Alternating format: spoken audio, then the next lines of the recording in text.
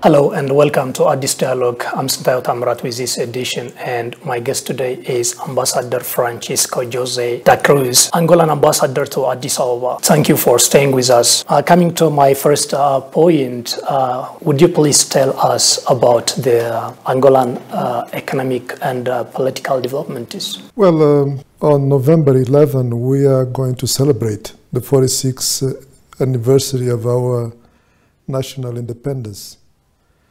It was a long process to achieve freedom from the Portuguese colonial power.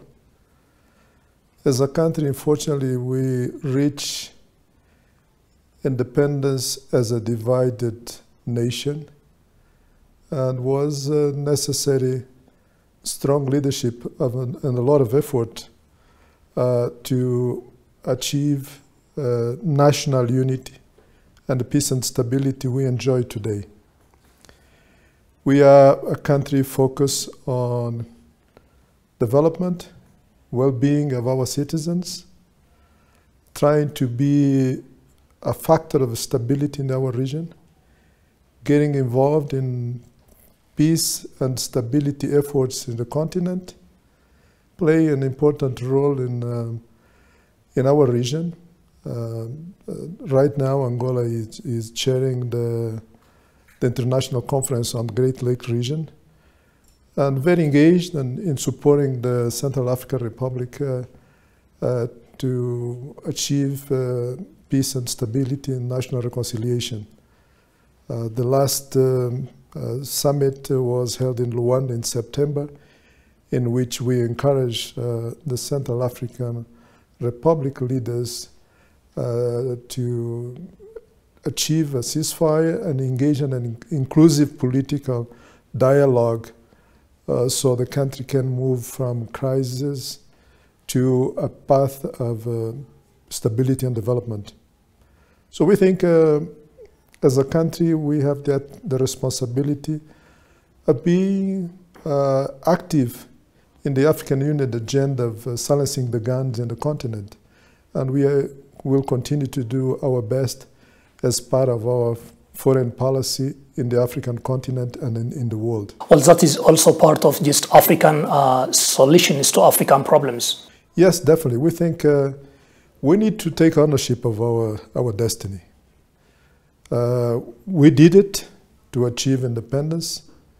Now it's important to get that resolve and that ownership to achieve economic development and the social being of our populations. And it's very much part of the African Union Agenda 2063, to which every country needs to be fully engaged and provide its full participation for the success of such agenda. Well, now let's turn our attention to the bilateral ties between Angola and Ethiopia. And when did these two countries start their bilateral relations, and how, what shape has it got now? We have a very close relationship since the 70s, when we signed the first agreement on very much on aviation services.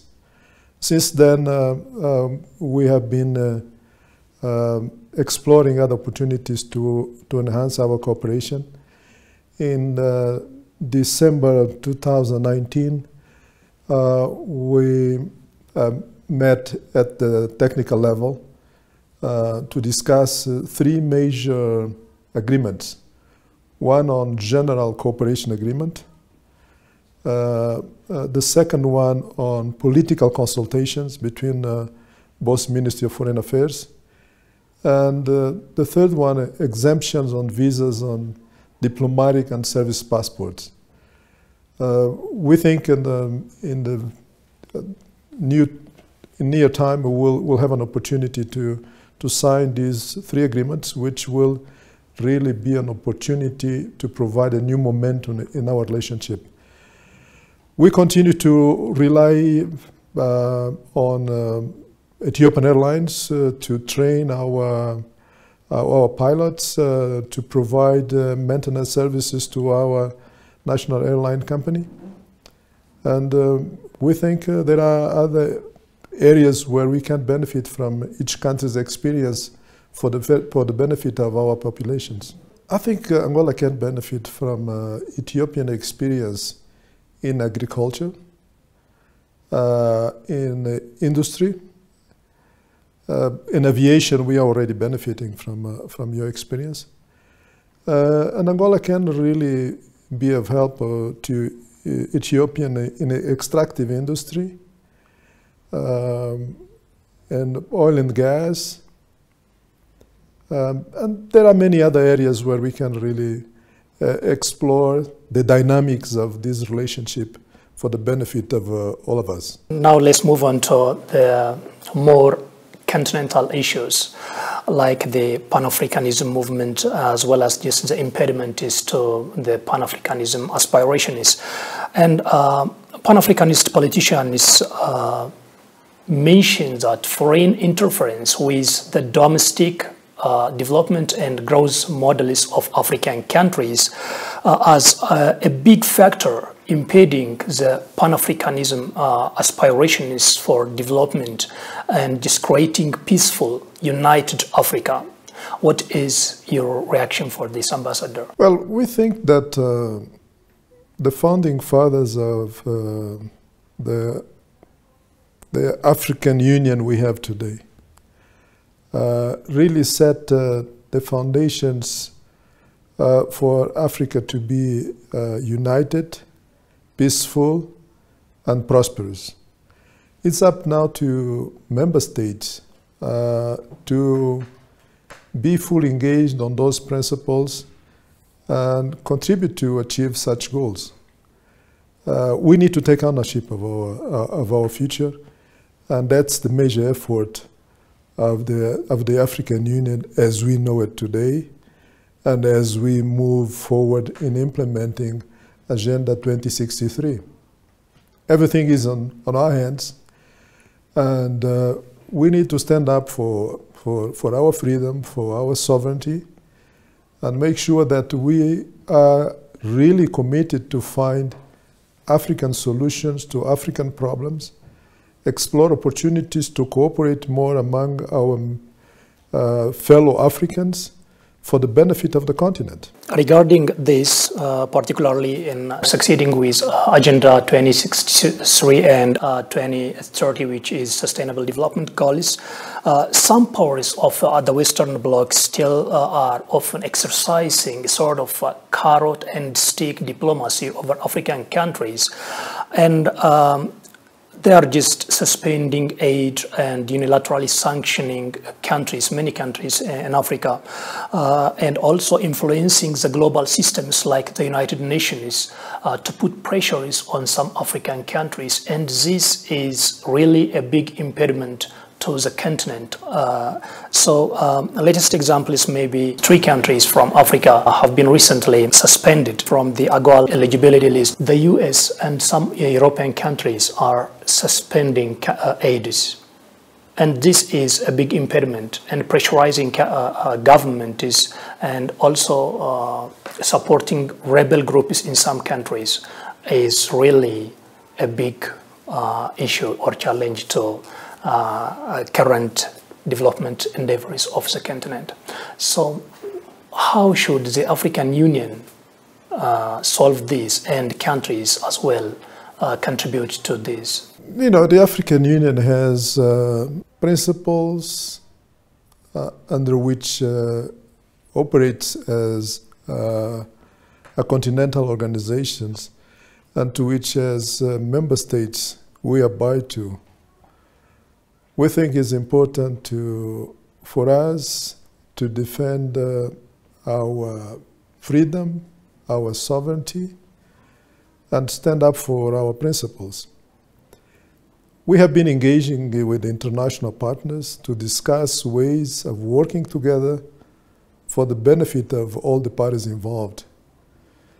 And for that, the African Union has been doing at the benefit of all the member states.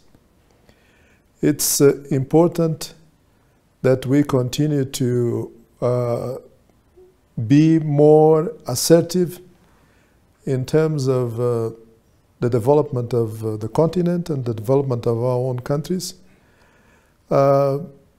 expecting from the international partners a supplementary support and not the main support for the development of our countries and the well-being of our populations. And for that effort, we need to implement better economic and political policies, which really creates a more inclusive, a more fair environment in our own countries.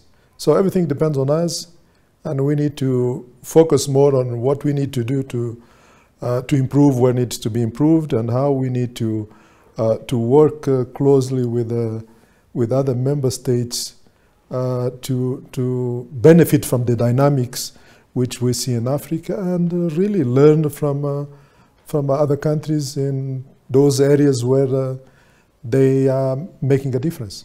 Continental organizations, we have our own principles and our own policies on governance, on democracy, on elections, and therefore it's important for all of us to make sure that we implement our own rules and our own regulations, that we work to defend our interests as countries, as a continent, and that we should really emphasize the need to find African solutions to African problems, because that's the only way that we can find sustainable ways of addressing the challenges we face as a continent in terms of peace and stability, in terms of economic development and empowering our populations. And therefore, we definitely need to be more focused on our own agenda as Africans, as a continent. And by doing so, we'll send a strong message to our international partners that they need to deal us on equal footing, and that we are willing to work with them for mutual benefit. I still just have a point here which is not addressed, Ambassador. There are just some powers critically affecting some African nations. For example, in your own region, for instance, some countries are just interfering militarily. And this is an impediment to the African stability. And how should Africa address this and say no to such sort of military intervention, and also stop the carrot and stick diplomacy on the continent? Continental organizations, we have our own principles and our own policies on governance, on democracy, on elections, and therefore it's important for all of us to make sure that we implement our own rules and our own regulations, that we work to defend our interests as countries, as a continent, and that we should really emphasize the need to find African solutions to African problems, because that's the only way that we can find sustainable ways of addressing the challenges we face as a continent in terms of peace and stability, in terms of economic development and empowering our populations. And therefore, we definitely need to be more focused on our own agenda as Africans, as a continent. And by doing so, we'll send a strong message to our international partners that they need to deal us on equal footing, and that we are willing to work with them for mutual benefit. Some Africans these days are arguing that Ethiopia has challenged neo-colonialism and is currently in a war with proxy colonialism. So Africans have to ally with Ethiopia in the fight against proxy colonialism, because what Ethiopia is fighting now is an African war. What do you say on this? You know, as a continent, we came a long way to reach this stage. We had to fight colonialism. We had to fight to have our own space in an international arena, and we should continue to do so as we evolve as humanity, as we play an important role for the well-being of the international community. Independence, as we'll be celebrating on November 11, is an indication of how countries and how African people are willing to make the necessary sacrifice for freedom, for respect, for their own space in the international arena. And that's very much where we need to focus our efforts as Africans, as countries. And Angola, we stand very proud of what we have achieved in the 46 years of independence. We continue to have our own challenges, making sure that we defend the national unity, the freedom, that we can really continue to evolve as people with different political views, but united in the same sense of belonging to a nation and really standing up for the common good. Well, that's the major goal to which we'll all stand up for as member states. We need to continue to work very closely as member states and with the African Union Commission to make sure that we are focused on those goals. It's important also that we work together and listen to the messages and the advice we can get from other countries when we are facing challenges. Rely on other people's experience in terms of peace, stability, and conflict resolution. So as a continent, we can really move in the right direction. It's up to us what the present and the future of this continent will be, and we can only achieve that when we are assertive, we are complementary in such effort. Ambassador Cruz, my last point would be the Grand Ethiopian Renaissance Dam, and there have been just a 10-year-long dispute among three nations, Ethiopia, Egypt, and Sudan, and it reached the UN Security Council, and the UN Security Council returned the issue back to the African Union. So the African Union also believes that there must be African solution to African problems. So what is your government's stance on this? Well, we think that